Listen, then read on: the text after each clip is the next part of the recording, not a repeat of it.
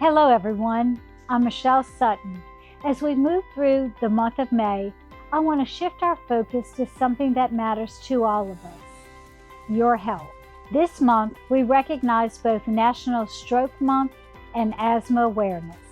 Knowing the signs of a stroke can save a life. Remember, be fast. B is for balance issues.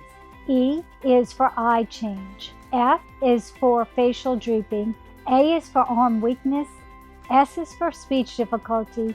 And T is for it's time to call for help. Be fast and don't ignore these signs.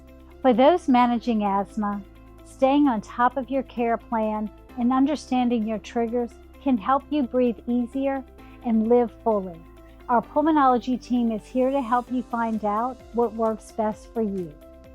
And in Southern Louisiana, hurricane season begins June 1. Now is the time to prepare. Refill your medications, review your emergency plan, and protect your health. At North Oaks, our patients are our purpose. We're here to help you stay informed and prepared.